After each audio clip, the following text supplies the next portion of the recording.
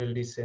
तो हमारा जो टॉपिक है वो रियल टाइम सिस्टम्स है। तो most of the current real time system are still designed and implemented using low level, जो यहाँ पे जो बात हो रही है low level programming and empirical techniques without the support of scientific methodology. जो प्रॉब्लम यहाँ पे है, रियल टाइम सिस्टम अभी भी जो है वो जो लो लेवल प्रोग्रामिंग पहले होता था, जो टेक्निक्स पहले इस्तेमाल हो रहे थे, वही अभी भी यूज होते हैं। तो ये बुक जो है इसमें एक काम है जो ये एम्फसाइज कर रहा है प्रेडिक्टेबिलिटी पे, स्केड्यूलिंग एल्गोरिथम्स पे। तो प्रेडिक्टेबिलिटी किसे कहते हैं हम ये देखेंगे, and basic methodology for designing predictable computing systems. हम ये भी देखेंगे कौन से मेथड्स इस्तेमाल होंगे कंप्यूटिंग सिस्टम में जो रियल टाइम सिस्टम्स हैं। So going to the first chapter, देखते रियल टाइम सिस्टम और computing system that must react within precise timing constraints to the events in the environment. Real time जब हम बोलते हैं system क्या है, तो हमारे दिमाग में ये आता है कि वो विद इन प्रिसाइज टाइम, जल्दी से उसी टाइम पे विद इन सेकेंड्स या विद इन मिली सेकेंड्स वो हमें रिएक्ट करे। जैसे अभी जो वीडियो भी है ये भी रियल टाइम है।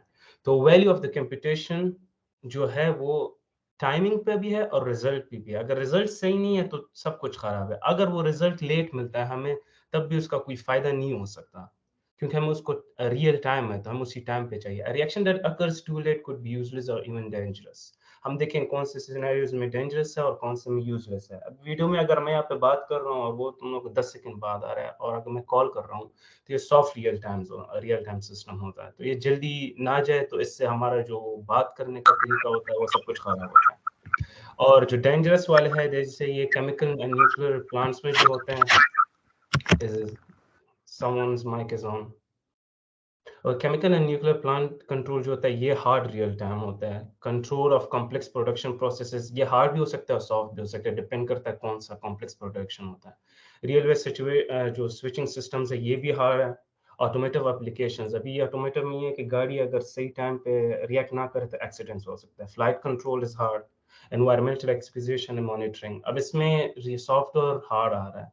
अगर उस डेंजरस सिनेरियो बनाता है तो वो हार्ड होगा, अगर नहीं तो वो नहीं है। टेलीकम्युनिकेशन रियल टाइम लेकिन सॉफ्ट है। अगर मेरा तुम लोग के साथ कनेक्शन खराब हो जाता है तो इसमें कोई झंझट उतना नहीं है। इंडस्ट्रियल ऑटोमेशन भी है, इससे एक्सीडेंट्स बहुत होते हैं। एंड रोबोटिक्स में भी है। रोबोटिक्स डिपेंड करता है कि वो एज अ वेटर कोई रोबोट है या नहीं है। तो या वो रोबोटिक्स इस तरह है कि वो चल रहा है गाड़ी में, या उससे कोई एक्सीडेंट हो सकता है। तो डिपेंड ये कर रहा है कि उससे कैटास्ट्रॉफिक सिचुएशन आता है या नहीं आता। तो उस पे सॉफ्ट और हार्ड रियल टाइम है वो हम कह सकते हैं, डिफरेंशिएट कर सकते हैं। Most of today's real time control system are still design using ad hoc techniques, heuristic approach. हमें ये टेम्परेरी टेक्निक्स यूज कर रहे होते हैं, या कोई ऐसे हम गेसेस लगा लेते हैं कि ये इतने टाइम में होगा। तो very often control application with stringent time consider are implemented by writing large portion of code in assembly language। हम assembly language में ये बनाते हैं, और प्रोग्रामिंग टाइमर सही नहीं लगाते। Writing low level drivers for device handling and manipulating task and interpret. हम ये चीजें हमें इन सब के साथ डील करना पड़ता है। अगर सही नहीं करते तो उसमें से प्रॉब्लम्स क्रिएट होता है। और ये कौन से उसमें है, ये रियल टाइम सिस्टम जो पहले वाले जो बनाते थे और अभी जो नया है उनमें डिफरेंस है।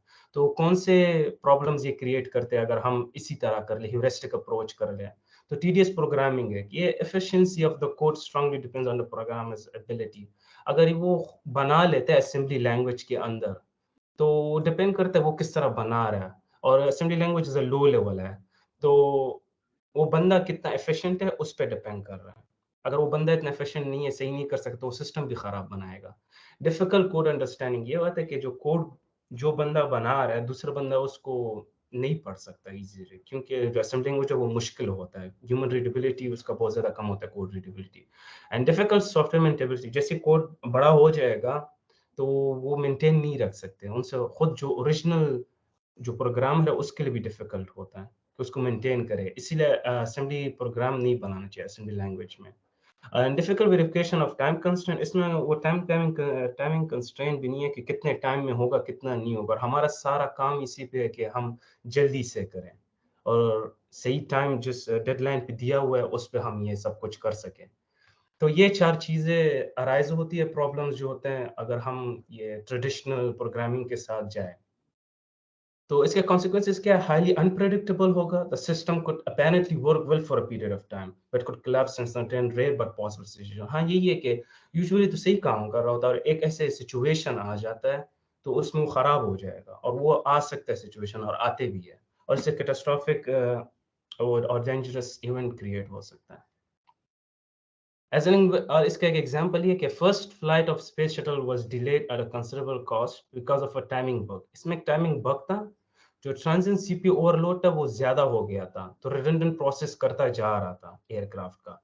तो इससे क्या हुआ कि उन्होंने देखे कि हर एक ओनली 1 इन 67 की प्रोबेबिलिटी है 1.5 सेकंड का कि वो उसमें ओवरलोड हो रहा था, वो सिंक्रोनाइज़ नहीं कर सकता था इसे.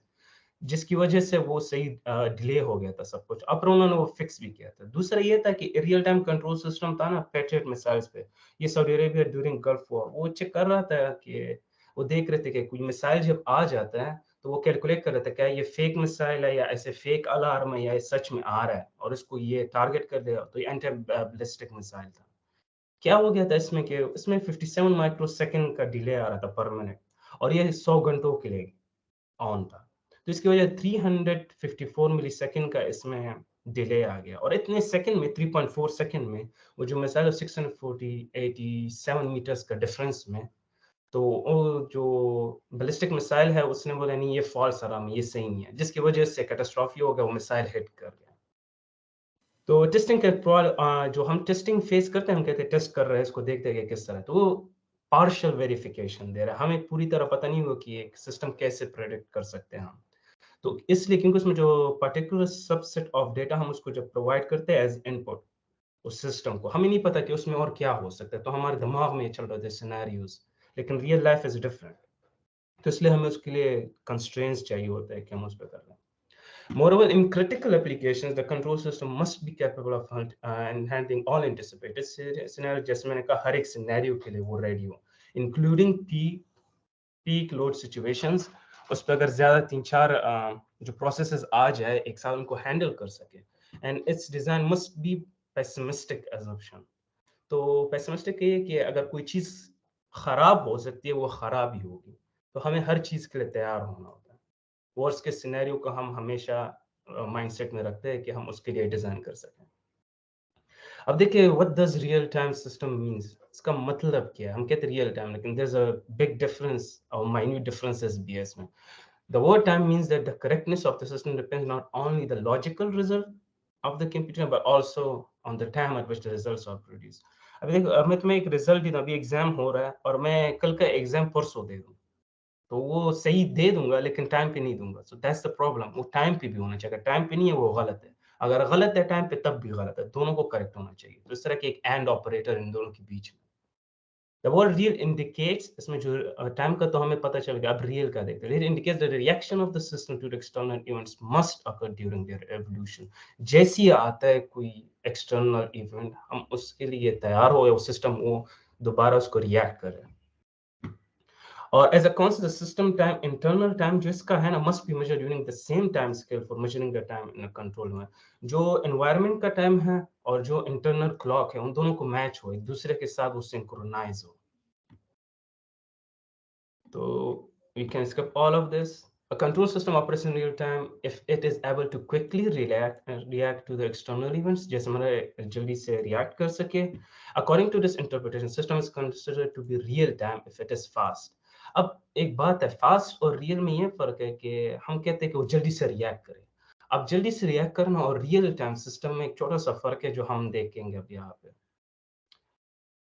जो फास्ट कंप्यूटिंग है वो कहता है कि एवरेज रिस्पॉन्स टाइम ज़्यादा हो, एवरेज रिस्पॉन्स टाइम. जैसे कि अभी कोई चीज़ है उसके लिए वो 10 सेकंड में कर ले और रियल टाइम जो है वो मतलब 20 सेकंड में कर लेता है. तो देयर इज़ अ डिफरेंस. मैं भी कहता हूँ जो सेट ऑफ जो फास्ट सिस्टम है ना, वो सेट सारे टास्क को एज़ अ सेट लेता है, बोलता है इन सबको मैं एक साथ कर लेता हूँ, अगर ये मैं 10 सेकंड में करता हूँ तो तेज़ है. लेकिन जो रियल टाइम वो हर एक टास्क को लेता है, बोलता है ये मैं इस टाइम से पहले करूँगा. मसलन अभी 2 मेरे पास टास्क है, 10 और 10. इन दोनों का है 10-10 सेकंड्स में इन दोनों को होना चाहिए. फास्ट क्या कर लेता है, इसको 12 सेकंड्स में कर लेता है और इसको 5 सेकंड्स में कर लेता है. तो इसका सिस्टम क्या होगा, 17 होगा. और जो दूसरा है, जो रियल टाइम वाला है, वो इसको कर लेता है 9 सेकंड्स में और इसको भी कर लेता है 9 सेकंड्स में। तो ये हो जाता है 18।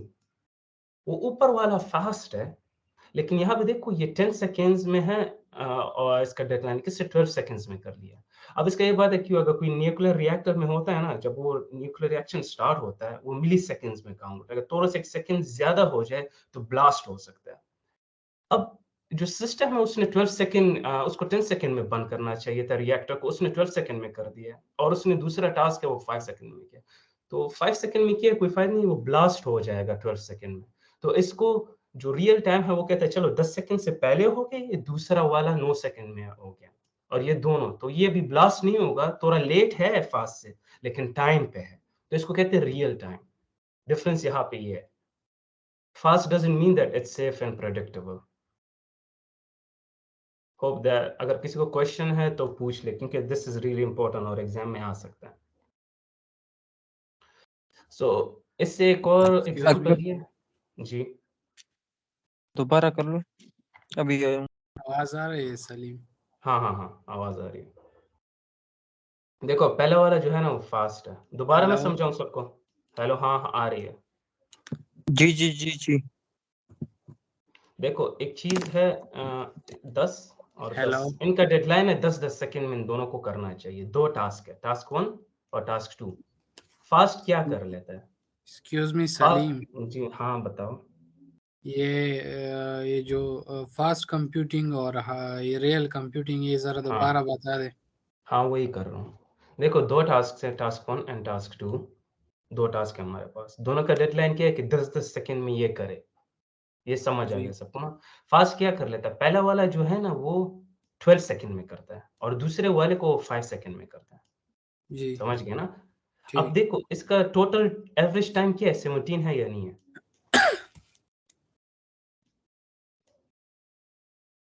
सही है, तो ये 17 सेकंड मतलब 17 सेकंड में कर लिया इसने। जो रियल टाइम है वो पहले वाले को उसने 9 सेकंड में किया और दूसरे वाले को भी 9 सेकंड में किया। तो इसका कितना आता है 18। देखो ये 18। फास्ट से ज़्यादा नहीं है तेज़, फास्ट वाले से तेज़ है। The thing is nuclear reactor जो हार्ड रियल टाइम सिस्टम्स है, न्यूक्लियर रिएक्टर का एक वो होता है ना, जब उसका कोर होता है वो बंद कर लेते हैं वो लोग। जैसे ही बंद जब करते हैं ना, तो उसमें रिएक्शन स्टार्ट होता है उस सेल के अंदर। तो उनको विदिन मिलीसेकंड्स खोलना पड़ता है दोबारा उस रिएक्टर को, अगर ना खोले ना तो ब्लास्ट हो जाता है। तो ये पहला वाला प्रोसेस उसका है कि वो जल्दी से विदिन 10 सेकंड वो उसको खोल दे। ये जो फास्ट है ये उसको 2 सेकंड लेट खोलता है। जब वो 2 सेकंड लेट खोलता है तो वो रिएक्टर में ब्लास्ट हो सकता है। ये जल्दी कर लेता है, लेकिन ये उस डेडलाइन उसने मिस कर दिया पहले वाले स्टेप का। तो मैं दूसरे स्टेप पे क्या करूँगा? दूसरे वाला जो स्टेप है उसका कोई फ़ायदा ही नहीं है कि जल्दी कराऊँ। पहले ही मैं ब्लास्ट हो गया, मेरा पूरा वो न्यूक्लियर रिएक्टर तबाह हो गया। दूसरा रियल टाइम क्या करता है, वो पहले वाला जो है ना उसको 9 सेकंड में करता है, ब्लास्ट बचा लिया उसने। दूसरे वाले को उसने 9 सेकंड्स में कर लिया। तो दोनों का जो है ना, दोनों टास्क उसको डेडलाइन से पहले किया है, लेकिन उसको जी 18 सेकंड्स लगे। फास्ट का ये ठीक। मतलब नहीं है कि वो हर एक टास्क टाइम पे करेगा, वो एवरेज ले लेता है कि मैंने जल्दी सब कुछ कर लिया है। सही है? ठीक हो गया ठीक सलीम। हाँ। ठीक है। हाँ।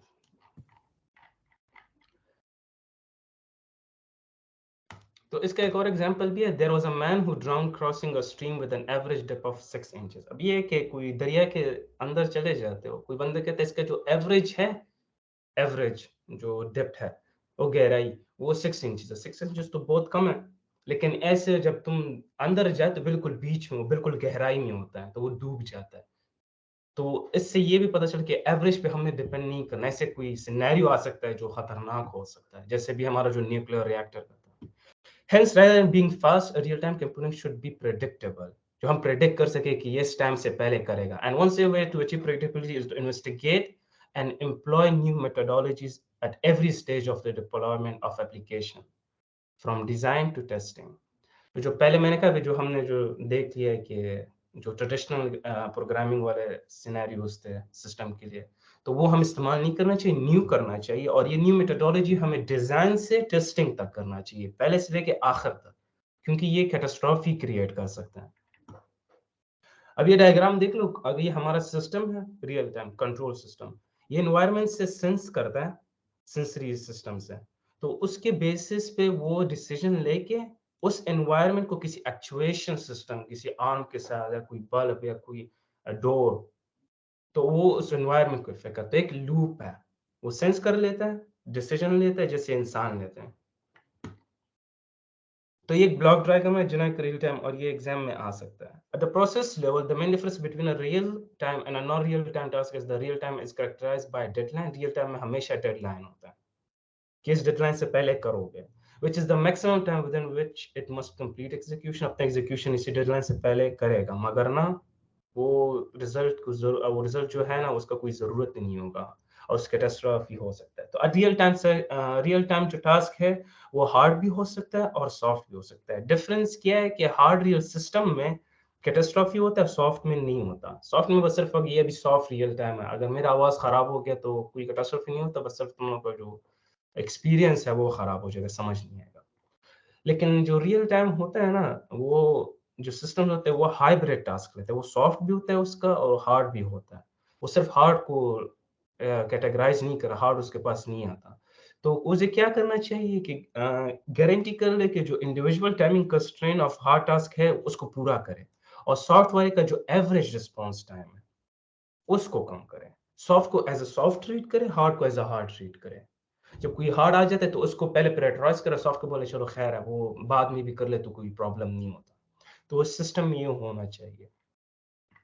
Examples of hard activities that may present in a control application, तो ये किसी हार्ड एक्टिविटीज जिसमें उसमें सेंसिटिव डेटा एक्विजिशन है, कि वो सेंसरी डेटा ले ले, जैसे हमारे न्यूक्लियर रिएक्टर में वो सेंस करता है कि इसका टेम्परेचर ज्यादा हुआ या नहीं हुआ। डिटेक्शन ऑफ क्रिटिकल कंडीशन, कि एकदम से वो रिएक्टर अनस्टेबल हो जाए तो उसके लिए क्या करना चाहिए। एक्चुएटर्स सर्वोइंग, ये कार के प्रोडक्शंस के लिए इस्तेमाल होता है कि कार को सही वो ऊपर नीचे करे, उसके पार्ट्स को जॉइन करे। Low level control of critical system components, अब इसके अपने low level critical system component, इस अपने सिस्टम जो है रैम का वो देख ले कोई फॉल्ट तो नहीं आया।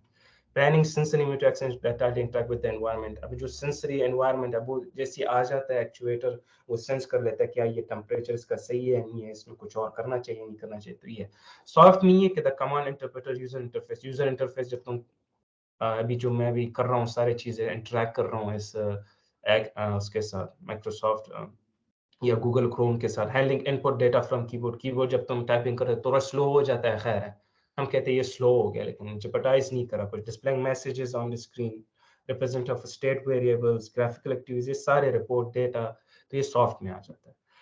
अब हमने सब कुछ ये देख लिया, अब देख ले कि जो limit of current real time systems, हम पहले देखेंगे कि लिमिट क्या है फिर उसके लिए सॉल्यूशंस क्या है। Most real time consider support control application based on kernel. अब ये है जो मोस्ट जो सिस्टम्स है ना करंट, वो बन रहे वो कर्नल्स पे बन रहे जो टाइम शेयरिंग ऑपरेटिंग सिस्टम पे काम करे। अब आप लोग पूछेंगे कि टाइम शेयरिंग क्या, तो मैंने पहले से यहाँ पे ये देखा है। टाइम शेयरिंग नहीं है, सीपीयू है, ये पहले यूजर 1 को दे देता है, फिर यूजर 2 को दे देता है, यूजर 3, यूजर 4, 5, तो ये सबको एक एक सेकंड देता है, मतलब 0.1 सेकंड हर एक को दे रहा होता है अपनी यूटिलाइजेशन।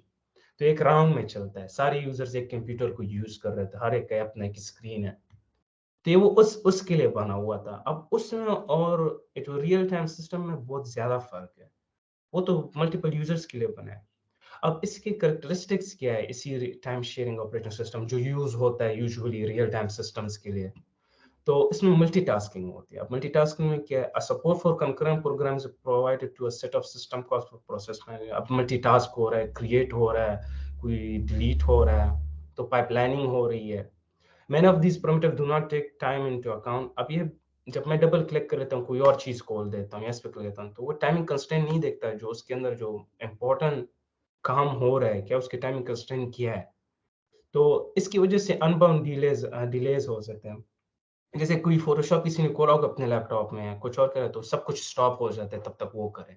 तो रियल टाइम में अगर किसी बंदे ने बटन दबा दी या किसी ने शट डाउन का बटन दबा दिया, कुछ मल्टीटास्क हो गया, तो उसमें वो कैटास्ट्रॉफी आ सकता है। तो इन सारी चीज़ों को मद्देनज़र रखना होगा, you have to think about it. तो इसमें मल्टीटास्किंग होती है। फिर ये होता है प्रायोरिटी बेस्ड स्केड्यूलिंग होती है। When an application task have explicit time requirement, mapping timing constraint into set priorities may not be simple, especially dynamic। अब ये होता है कि प्रायोरिटी बेस्ड होता है, ये इसका प्रायोरिटी ज़्यादा है, इसका कम है, तो इससे ये बहुत ज़्यादा डायनामिक एनवायरनमेंट बहुत ज़्यादा कॉम्प्लिकेटेड हो जाता है, कौन सा पहले जाना चाहिए, कौन सा नहीं जाना चाहिए। तो मेजर प्रॉब्लम जो comes from the fact that these comes have a limited number of priority level. अब ये इसमें 128 या 256 प्रायोरिटी लेवल्स है, लेकिन इससे ज़्यादा होने चाहिए। एक टास्क है वो थाउज़ेंड्स और इवन समटाइम्स मिलियंस तक चले जाते हैं, वो बड़े-बड़े कंप्यूटर्स में। तो हमें 128 से तो हम या 256 से उसको प्रायोरिटाइज़ नहीं कर सकते। where task deadline can vary in much wider range। जो उनका डेडलाइन है वो भी ज़्यादा हो सकता है। मतलब 1000 टास्क है, हर एक टास्क की एक डेडलाइन डिफरेंट है, तो उसका जो वो प्रायोरिटी है वो भी डिफरेंट होता है। More in dynamic environments, the arrival of new tasks may require the remapping of entire set of tasks। अब देखो एक और आ जाता है उसमें एक और टास्क, वो 1000 को दोबारा चेक कर लेगा किसके कंपैरेटिवली उनके साथ इसकी प्रायोरिटी क्या है, तो सब कुछ रीस्केड्यूल होगा, उससे और ओवरहेड आ जाता है सिस्टम के ऊपर। Ability to quickly respond to external interrupts। अब ये है कि इंटरप्ट्स किसे कहते हैं? इंटरप्ट्स ये है कि किसी बटन को दबा लेते हो या कोई हार्डवेयर इंटरप्ट आ जाता है।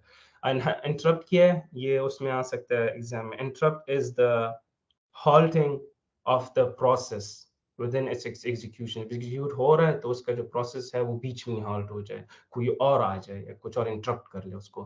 तो इससे क्या होता है? Increases the reactivity of the system to external elements. इसका रिएक्टिविटी ज्यादा हो जाता है, बट इंट्रोड्यूसेस अनबाउंड डिलेज। अब ये सोचो बार बार कोई अगर एक बटन दबा रहा है या किसी मेरे कीबोर्ड पे एक चाय गिर गया तो वो बार बार इंटरप्ट कर रहा है, तो अनबाउंड डिले आ सकता है और उससे कैटास्ट्रॉफी हो सकता है।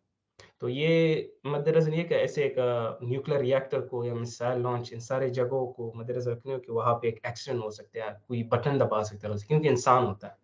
और ये भी होता है कि ड्राइवर्स जो होते हैं वो बार-बार इंटरप्ट कर रहे थे। जो मेरा कीबोर्ड है जिसका कनेक्टेड है कंप्यूटर के साथ, बार-बार इंटरप्ट कर रहा है, कह रहा है कि मेरा ये स्टेट है, ये मेरा ये स्टेट है। अब जैसे मैं एक बटन दबा दूँगा, तो ये उसको इंटरप्ट दे रहा है कि तुम नीचे करो या ऊपर करो। तो इन सबको उसको डील करना है और बाद में पढ़ेंगे इसको कैसे डील करना है। तो इससे हम ये भी है कि can not bound in advance. अब ये प्रेडिक्ट तो नहीं कर सकता कब मैं इस बटन को दबा रहा हूँ। तो हमारा सारा काम ये है कि प्रेडिक्टेबिलिटी हो उसमें। तो एनवायरनमेंट के ऊपर बहुत ज़्यादा डिपेंड करता है। तो basic mechanism of process communication synchronization. तो सिंक्रोनाइज़ कैसे करें हम? इसमें बाइनरी सीमाफोर में है कि अगर एक चीज़ को मिल जाता है बाइनरी में एक प्रोसेस को, तो वो छोड़ता है जब तक वो कंप्लीट ना करे।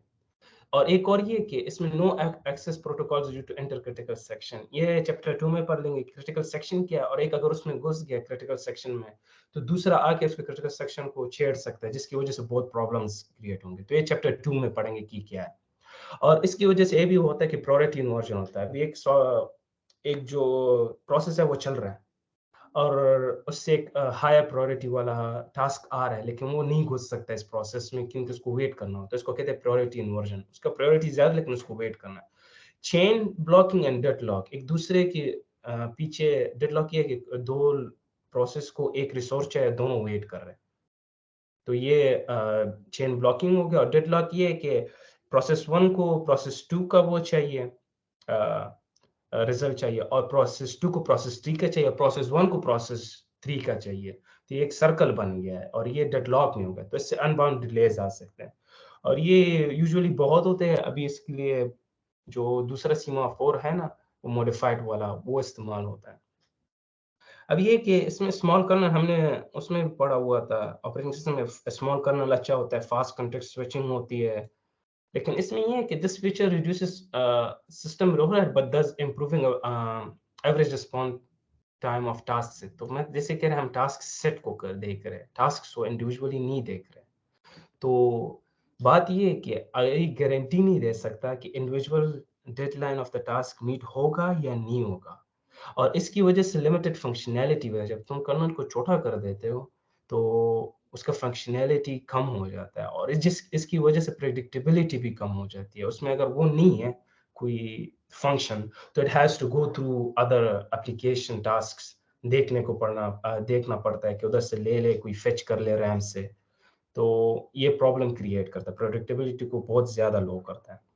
तो इसको हमें इसके लिए कुछ करना पड़ता है और आगे हम देखेंगे कि क्या करना होगा इसके लिए। Support of real time clock edge internal time reference. In most commercial kernels, this is only this is the only mechanism for time management. अब ये जो क्लॉक है ना गीगाहर्ट्ज जो हमारे सिस्टम्स में, ये सब मैनेजमेंट के लिए, चलो अगर इससे पहले हो जाए कोई काम तो अच्छी बात है, नहीं हुआ खैर है, कोई एक्सप्लिसिट टाइमिंग कंस्ट्रेंट नहीं होता जो हम लगाते हैं कि इस टास्क को इसमें होना चाहिए, 2 सेकंड में होना चाहिए, 1 सेकंड में होना चाहिए, तो ये सपोर्ट नहीं है। सिर्फ ये सपोर्ट है कि हाँ इससे पहले होना चाहिए, अगर ये टाइमिंग कंस्ट्रेंट नहीं हुआ तो खैर है।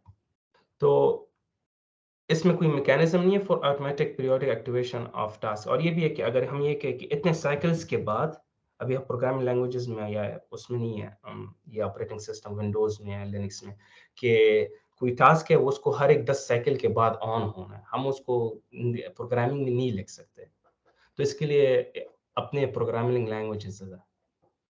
Are the same basic assumption made in time sharing system, जो अभी हमने टाइम शेयरिंग सिस्टम्स थे, tasks are considered as unknown activities, active at random stuff, हमें पता नहीं होता उसके बारे में कि ये जो टास्क आ रहा है इसका कंप्यूटेशन टाइम कितना है, इसका टाइमिंग कंस्ट्रेंट कितना है, इसका शेयर्ड रिसोर्सेज कौन से इसको चाहिए, ये इसका जो पॉसिबल प्रेसिडेंस है, इससे पहले वाला जो टास्क है क्या उसके साथ इसका कुछ काम है या नहीं है, उससे पहले होना चाहिए उसके बाद होना चाहिए, और इसका जो, और ये सारे जो स्केड्यूलर एल्गोरिदम में ये लोग नहीं डालते, ये लोग प्रोग्राम करते नहीं है, तो हम कोई गारंटी नहीं दे सकते।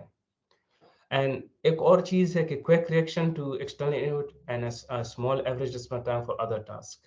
तो ऑब्जेक्टिव यही है इस सिस्टम का कि जल्दी से तुम एक बटन क्लिक कर लो और ये तुम्हें जल्दी से कुछ दे दे। ये इसका ये काम नहीं है कि कोई न्यूक्लियर रिएक्टर अभी फट जाएगा अगर ये 2 मिलीसेकंड के अंदर नहीं हुआ। तो ये सॉफ्ट एप्लीकेशंस के लिए बना है। और जो हार्ड रियल टाइम है उसको स्ट्रिंजेंट टाइमिंग कंस्ट्रेंट्स चाहिए, उसको बिल्कुल उसी टाइम में करना होगा। तो हमने पढ़ लिया कि ये जो पहले जो सारी चीज़ें जो हमने पढ़ी है तो टाइम शेयरिंग में है, तो हमें कौन से डिज़ायरेबल कौन से फीचर्स डालने चाहिए इस रियल टाइम सिस्टम में, वो उसके प्रॉब्लम्स थे, अभी थोड़े से सॉल्यूशंस देख लेंगे। तो predictability can be achieved by only introducing radical changes, बहुत सारे चेंजेस हमें इसमें करना होगा। इसका डिज़ाइन पैराडाइम ही हमें चेंज करना होगा, जो टाइम शेयरिंग में हो रहा था उसको हम डिफरेंट सा बनाना होगा।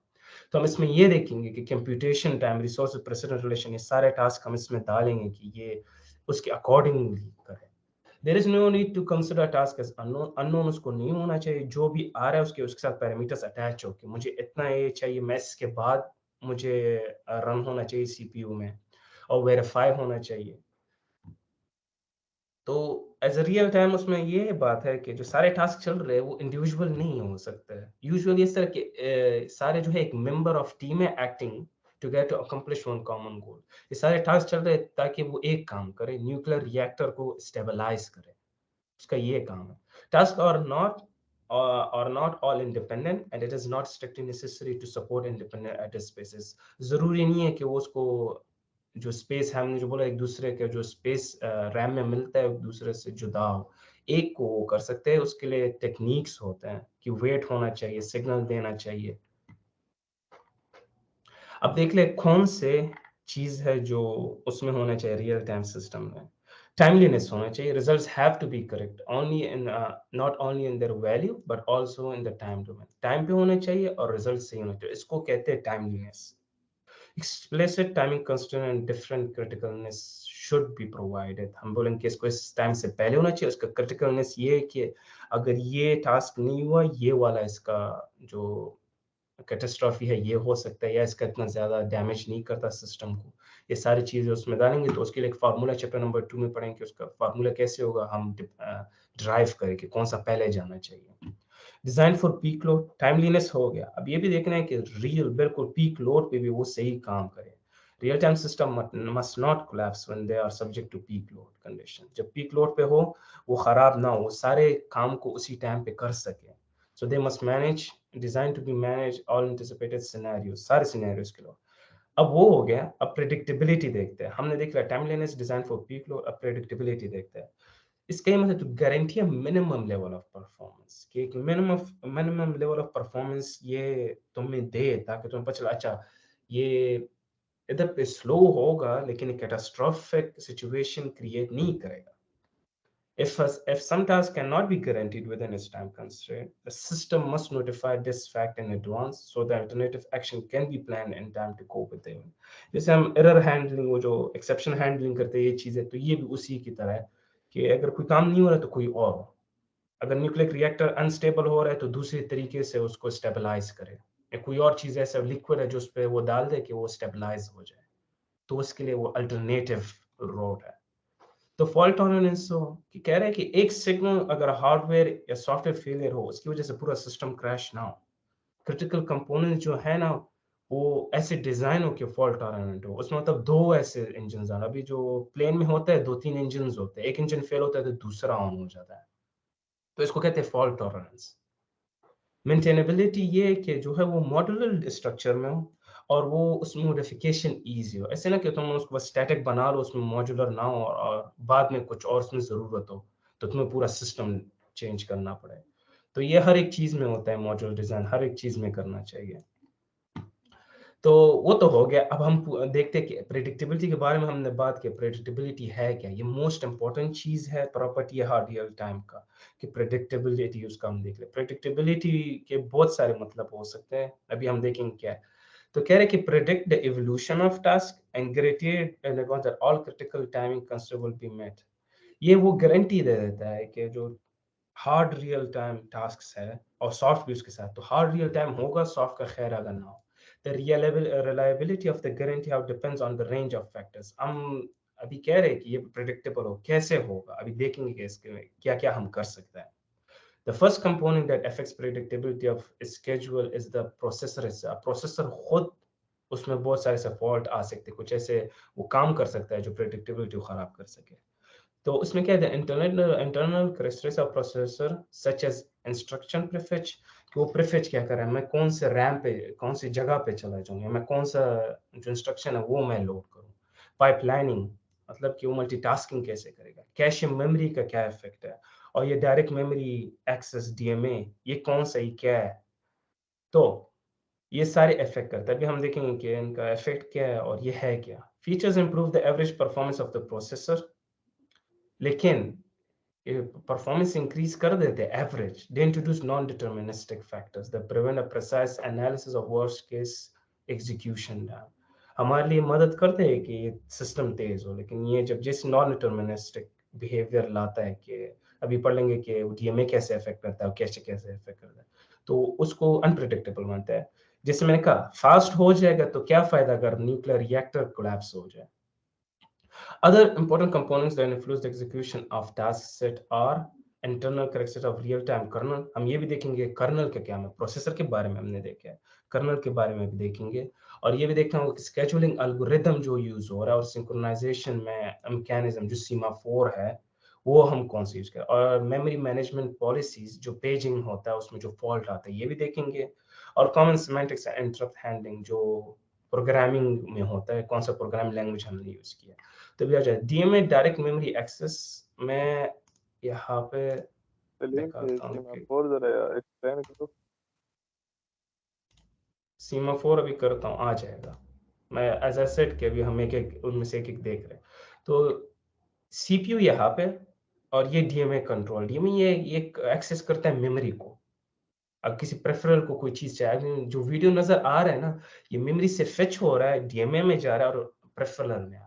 ये सीपीयू वो नहीं करता। कुछ वीडियोस या कुछ ऐसी चीजें होते हैं जो उसको डिस्प्ले करना होता है टेक्स्ट को, तो वो डीएमए करता है प्रेफरल यूनिट। अब ऐसे मैं कीबोर्ड का वो भी प्रेस करता हूँ या कुछ डिलीट कर देता हूँ तो सीपीयू पे नहीं जाता, वो डीएमए में चला जाता है, उससे पर जाके मेमोरी कंट्रोल। लेकिन जो बस है यहाँ पे, ये सीपीयू भी कंट्रोल कर रहा है, डीएमए भी कंट्रोल, वो उसको एक्सेस कर रहा है दोनों। तो हम क्या करें कि ये सीपीयू को ना रोके। अगर ये ज्यादा इसने काम इसको बस को यूज किया तो सीपीयू रुक जाएगा, और सीपीयू रुक गया वो प्रोसेस नहीं कर सकता कितने सेकंड में करना चाहिए। उसको कोई मेमोरी कोई इंस्ट्रक्शन चाहिए मेमोरी से, जब उसको मिलेगा नहीं, ये वेट करेगा तो कैटास्ट्रॉफी आ सकता है।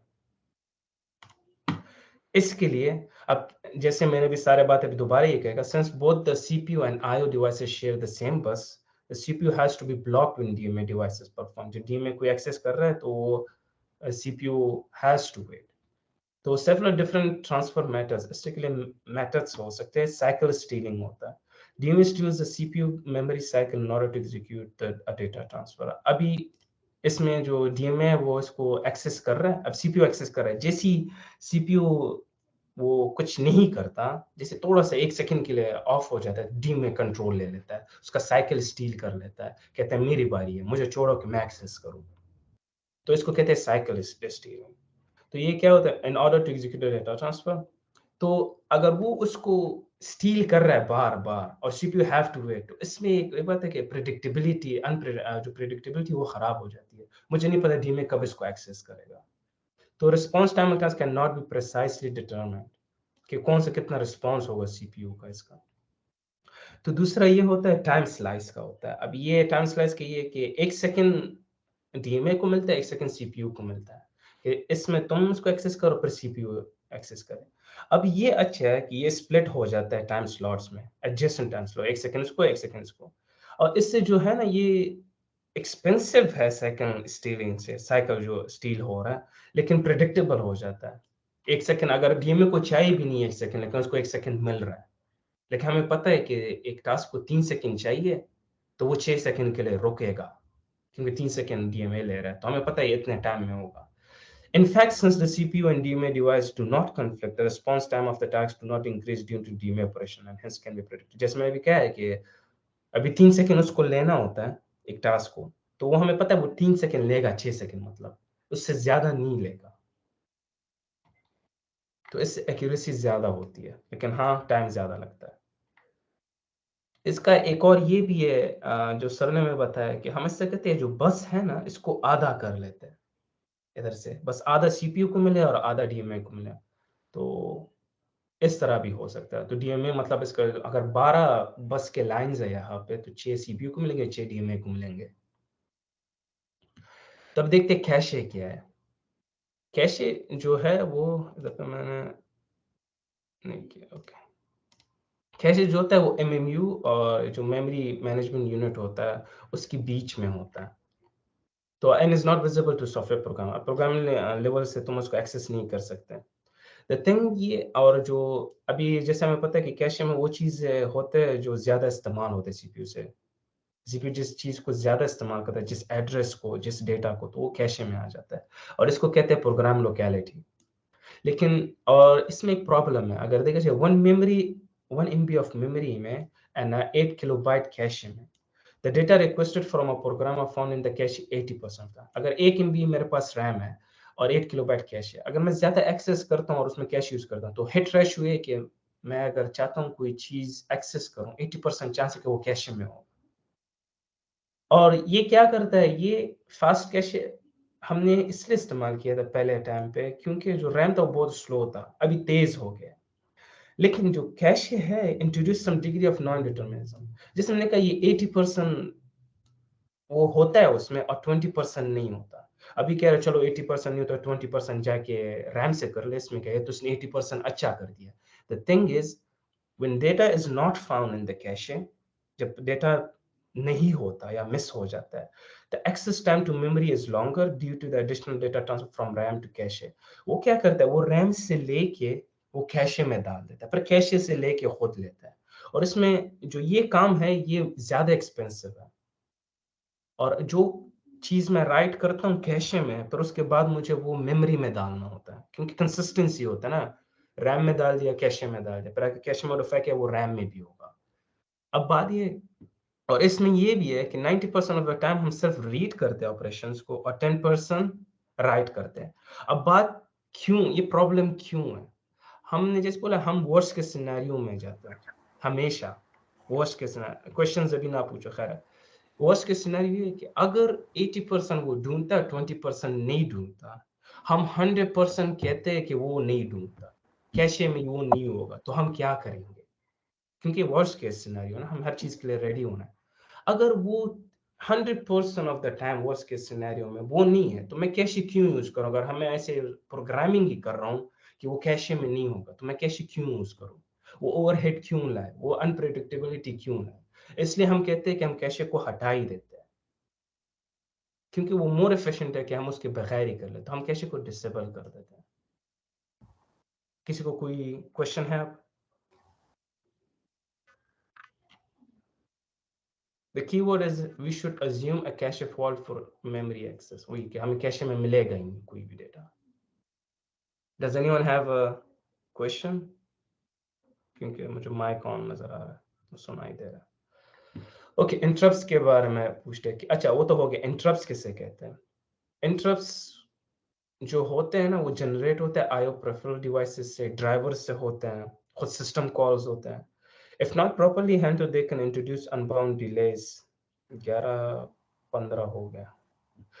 Introduce unbound delays during process execution. कोई प्रोसेस चल रहा है उसमें कोई वो आ जाता है, इंटरप्ट आ जाता है, तो उसको स्टॉप कर सकता है. The arrival of interrupts in causes execution of service routine driver dedicated to management associated. जो डिवाइसेस में यूएसबीज लगे हुए हैं, जो कैमरा लगा हुआ है, ये भी इंटरप्ट करता जा रहा है, इंटरप्ट सेंड करता जा रहा है कि ये जो डेटा मुझे आ रहा है ये लो.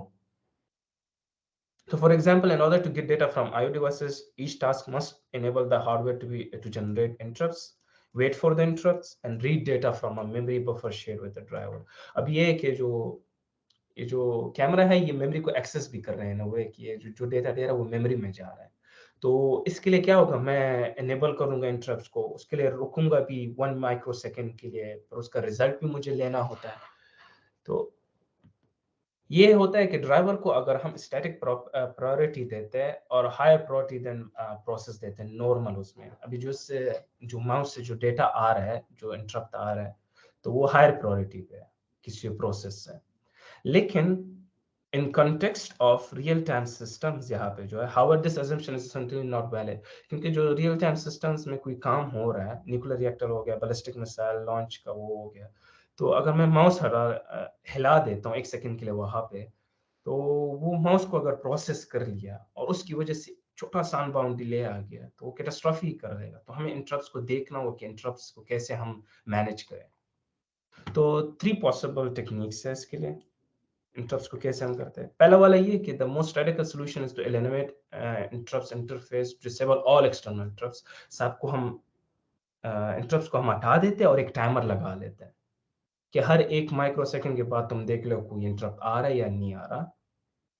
लेकिन यहाँ पे ये हो रहा है कि एक एप्लीकेशन लेयर है, एप्लीकेशन टास्क, वो एज अ कर्नल काम कर रहा है, छोटा सा कर्नल, और उसको एक्सेस मिला हुआ है इंटरफेस बोर्ड का, जो इसके साथ सारे जो मदरबोर्ड के साथ कनेक्टेड है, इसको पता है कि कौन सा क्या चीज कनेक्टेड है, उसको ये इंटरफेस मिला हुआ है. और हर एक जो इंटरप्ट होता है वो कॉल करता है कि मेरी बारी आ जाए कि मैं डेटा ट्रांसफर कर लूँ. तो ये अलाउ करता है प्रोग्रामिंग फ्लेक्सिबिलिटी भी, और लिमिट करता है वो delay cause by drivers execution. वो ड्राइवर उसको इंटरप्ट करता जाए तो 1 सेकंड 1 माइक्रोसेकंड बाद होगा. लेकिन रिजल्ट जो है, time needed for transferring data can be precisely evaluate and charge to the task to perform operation. अब ये कि हम प्रिसाइसली कर सकते हैं, हाँ 1 सेकंड माइक्रोसेकंड बाद हो रहा है तो हम उसको कैलकुलेट कर सकते हैं. इसका एक और एडवांटेज ये है कि कर्नल को मॉडिफाई नहीं करना. कोई एक और चीज मैं अगर इसके साथ कनेक्ट कर लेता हूँ, जैसे तुम लोगों ने एक यूएसबी कनेक्ट किया है, कोई कंट्रोलर कनेक्ट करते हो, कोई चीज इंस्टॉल होता है, वो कर्नल को मॉडिफाई कर रहा होता है, उसको बता रहा होता है कि ये जो ड्राइवर लगा हुआ है, जो चीज इस यूएसबी के साथ लगा हुआ है, इसकी ये फंक्शनैलिटीज है. इसलिए जब कोई चीज कनेक्ट कर लेते तो इंस्टॉलिंग होता है हमारे विंडोज में, तो यही हो रहा है, कर्नल को अपडेट कर रहा होता है, कर्नल को बता रहा होता है कि ये एक चीज है, हार्डवेयर है, और इसके इंटरप्ट्स आ सकते हैं. तो इसके जो मेन डिसएडवांटेज है, लो प्रोसेसर एफिशिएंसी ऑन आईओ. तो तुम्हारा जो आईओ इनपुट वो है तो वो उतना ज्यादा रिस्पॉन्सिव नहीं होता.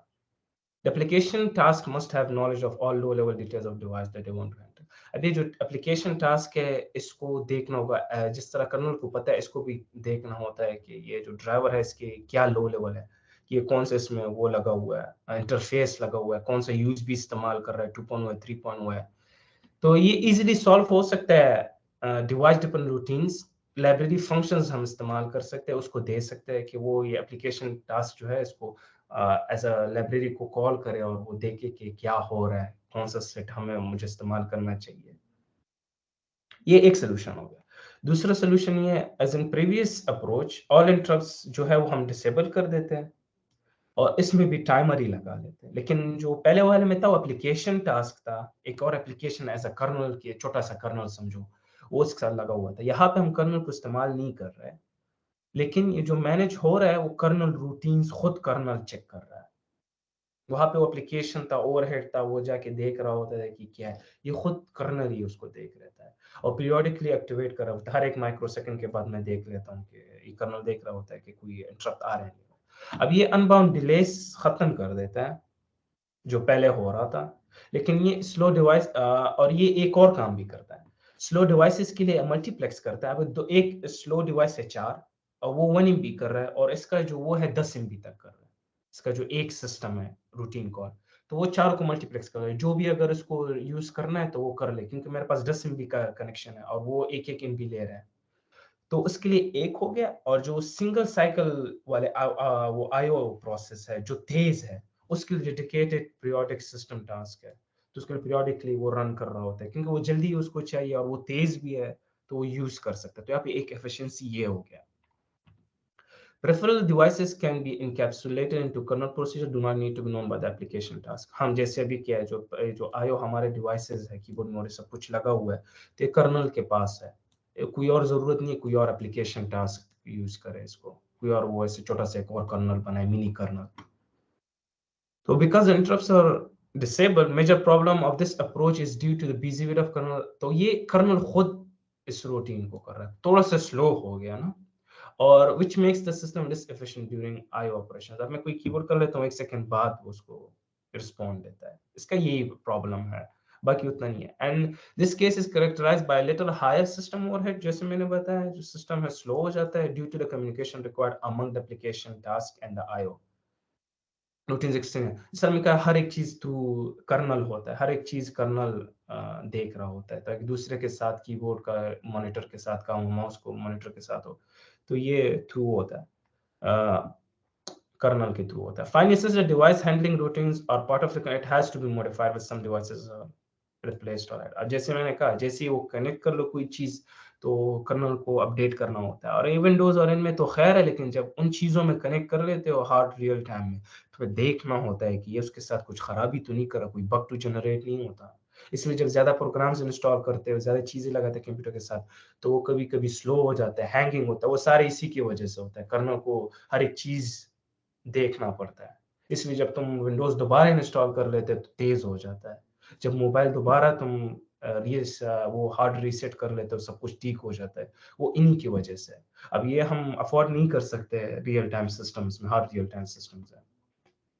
अप्रोच सी क्या है यहाँ पे, कहते हैं leave all external interrupts enable, सबको एनेबल कर लो। ये क्या है, जो ड्राइवर्स है ना, वो लीस्ट पॉसिबल साइज हो। हम ड्राइवर्स को भी चेक करें, हम कह रहे चलो सिस्टम को स्टार्ट रखने दो, अब ड्राइवर्स को देख लेते हैं, जो चीज कनेक्टेड है उसको देखो कि वो क्या।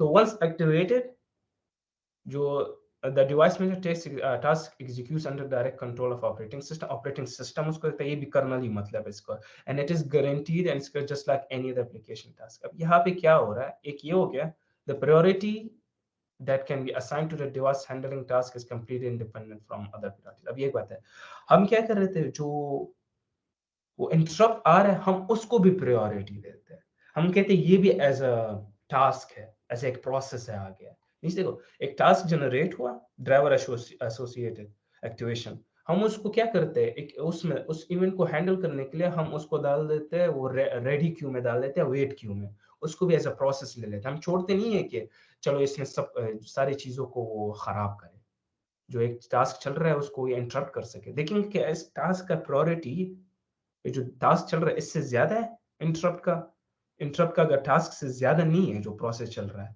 तो वो रुकेगा। तो यहाँ पे यही कह रहा है, यही सारी कहानी हो रही है।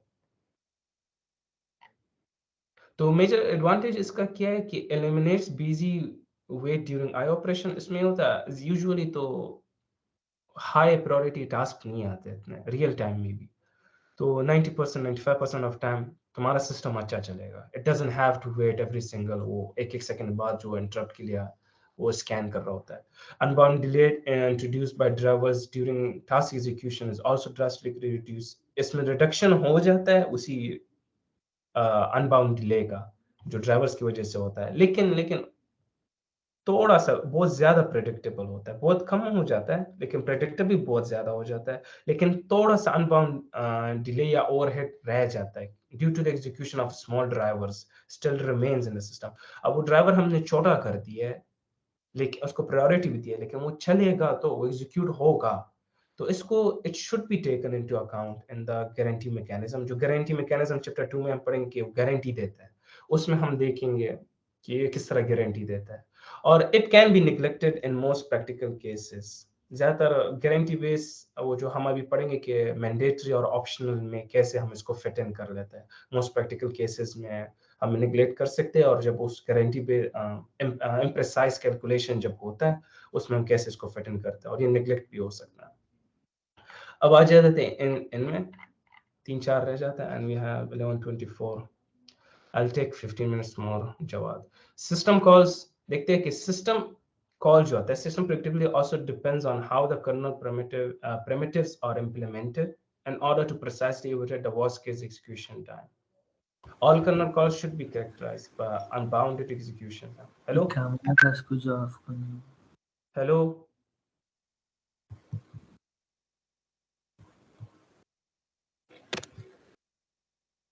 Okay. शाह फैसल, मुझसे गलती से शायदान हो।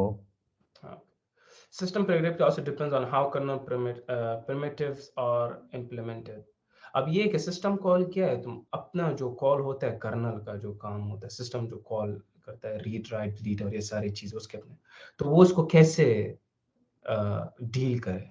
तो वर्स्ट केस उसमें वर्स्ट केस एग्जीक्यूशन टाइम को मद्देनजर रख ले। All kernel calls should be characterized by a bound execution time. जो कर्नल का जो काम है, कर्नल के जो प्रोसेसेस है, कॉल्स है, उसके ऊपर भी हमें डेडलाइन लगाना चाहिए, क्योंकि used by guarantee mechanism perform the schedulability analysis of the application, ताकि इसमें हम परफॉर्मेंस देख ले कि स्केड्यूल कब कर सके। अभी एक सिस्टम कॉल आ रहा है और उसका डेडलाइन 10 सेकेंड है, और वो खुद जो है वो 1 सेकेंड है। हेलो, तुम लोग माइक ऑन कर रहे हो? ओके, किधर थे हम?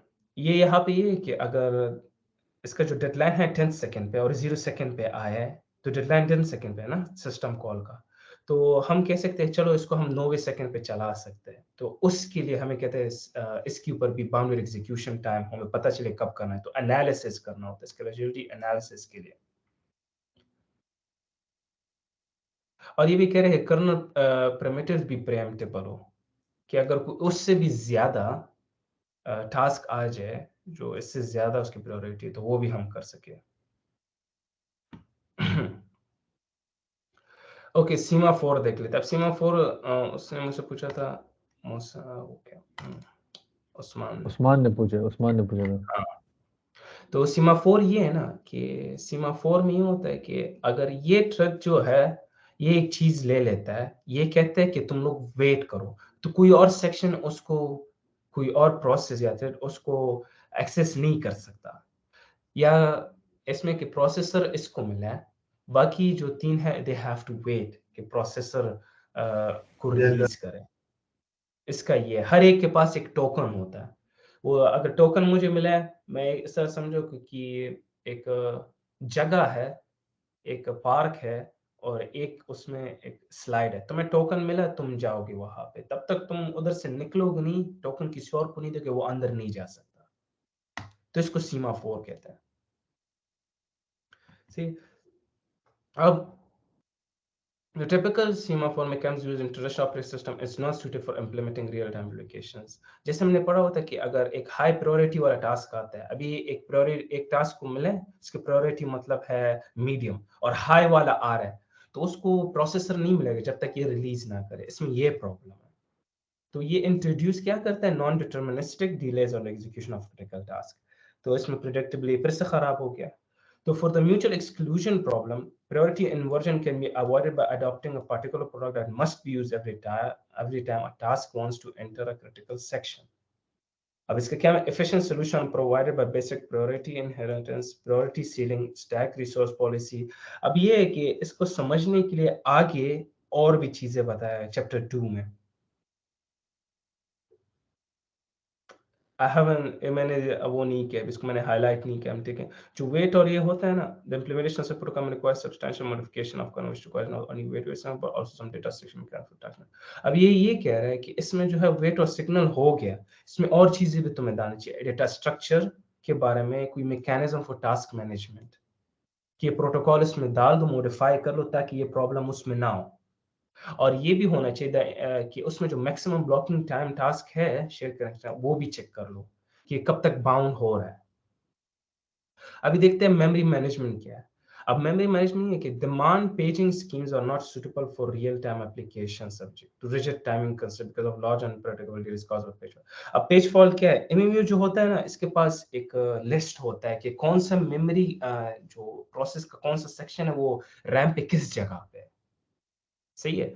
तो ये पेज छोटा और बड़ा हो सकता है, लेकिन इसमें दो प्रॉब्लम आते हैं, अभी पढ़ेंगे। पहले ये देख लो कि static partitioning is particularly efficient when application program requires similar amount of memory। अगर हम इसको पार्टीशनिंग जो करते बोलते हैं कि जो मेमोरी मैनेजमेंट है, इसमें जो एक जो टास्क है, एक प्रोसेस है, इसको इतना जगह मिला हुआ है इस जगह पे, तो स्टैटिक है, इसमें हम ज्यादा कम नहीं करते। जैसे कि एक प्रोसेस है, तुम उस पर क्लिक कर लेते हो, ऑन हो जाता है, उसको 1 MB मिलता है, लेकिन जैसे ही वो थोड़ा प्रोसेस करते हैं वो कहते हैं मुझे 2 MB चाहिए। अब वहां पे स्टैटिक पार्टीशनिंग नहीं हो सकता। अगर स्टैटिक पार्टीशन होगा ऐसे एप्लीकेशंस है जिनको ये नहीं चाहिए डायनामिक, तो सही है, तब हो गया एफिशिएंट। लेकिन ये भी है, static allocation scheme for resource management increase predictability increase करता है, लेकिन reduces flexible and dynamic environment. जैसे मैंने कहा डायनामिक एनवायरनमेंट में फ्लेक्सिबिलिटी, उसको अगर वो 1 MB चाह रहा है, 2 MB चाह रहा है ना, 1 MB के बाद उसको 2 MB नहीं मिलेगा, उसको कहा तुम 1 MB के साथ अपना काम चलाओ। देयरफॉर जो डायनामिक एनवायरनमेंट्स है, पर्टिकुलर सिचुएशन एप्लीकेशन रिक्वायरमेंट, उसको क्या रिक्वायरमेंट चाहिए, स्टैटिक है या नहीं है, डायनामिक है। तो हमें देखना होता है कि हम जो पेज है ना उसको बड़ा छोटा करें, उसमें एक बैलेंस लाए। जितना हम उसको बड़ा करेंगे पेज को, मुझे लिस्ट है कि मेमोरी में कौन सी जगह पे ये स्टार्ट हो रहा है, कौन सी जगह पे ये खत्म हो रहा है, उसको बड़ा करें तो प्रेडिक्टेबिलिटी कम हो जाती है। अगर उसको कम करें तो ये रिजिड हो जाता है, किसी को ज्यादा जगह नहीं मिलती। तो ये प्रोग्रामर पे है, सिस्टम आर्किटेक्ट पे है कि वो कितना इसमें वो करना चाहता है कि उस पेज का साइज कितना हो। तो ये भी देखते हैं कि प्रोग्रामिंग लैंग्वेजेस कौन से इस्तेमाल हुआ है, एक ये भी इंपॉर्टेंट चीज इसमें है। जो करंट प्रोग्रामिंग लैंग्वेजेस है ना, वो ये नहीं देते कि कौन से टाइम पे इस्तेमाल हो रहा है। इसमें जो टाइमिंग कंस्टेंट है, इसका प्रायोरिटी है 256 तक ही है। तो ये चीजों को यहाँ पे इन चीजों को कैसे वो टैकल करता है। कहते हैं कि जो प्रोग्रामिंग लैंग्वेज में उसमें absence of dynamic data structure. अभी हमने पढ़ा हुआ था कि एक स्टैटिक होता है, एक डायनामिक लिस्ट होता है जो बड़ा छोटा होता है। हम इसमें डायनामिक इस्तेमाल नहीं करेंगे, कभी भी एरेस को डायनामिक ना बनाओ, बस इतना है, इसको इतना ही मिला है, क्योंकि जब हमें पता नहीं है कि उसका साइज कितना होगा तो अनप्रेडिक्टेबल हो जाता है ना। पॉइंटर्स पॉइंटर्स हम उसमें इस्तेमाल नहीं करेंगे, क्योंकि पॉइंटर्स का हमें पता नहीं पॉइंट किसी और चीज को पॉइंट कर सकता है, और ये आर्बिट्रली इसका जो आर्बिट्रली लॉन्ग स्ट्रिंग भी हम इस्तेमाल नहीं कर सकते कि स्ट्रिंग छोटा है बड़ा। हम बोलेंगे कि ये 64 बिट का एक स्ट्रिंग होगा या 32 बिट का स्ट्रिंग होगा, इससे ज्यादा कम नहीं होगा। हम डायनामिक चीजों को हटा दे रहे हैं। एक ये हो गया। अब कहते हैं एब्सेंस ऑफ रिकर्जन। अब एक होता है लूप लगता है, और एक होता है रिकर्जन जो खुद को एक जो फंक्शन है वो कॉल कर रहा होता है। हमें पता है ये बहुत ज्यादा मुश्किल है। हम देखें कि जो अम, एक जो फंक्शन है वो खुद को कितनी दफा कॉल करता है, वो डिपेंड करता है डायनामिक सिस्टम पे। अब वो खुद को कितनी दफा कॉल करता है, लूप में तो हम बता देंगे कि n 1 से लेके 10 तक या 1 से लेके n तक, इसमें हमें नहीं होता पता जब तक एक सिचुएशन इफ कंडीशन मेट ना हो। तो ये भी प्रेडिक्टेबिलिटी खराब कर देता है, तो इसलिए हम इसको भी हटा देते हैं। अब टाइम बाउंड लूप्स है।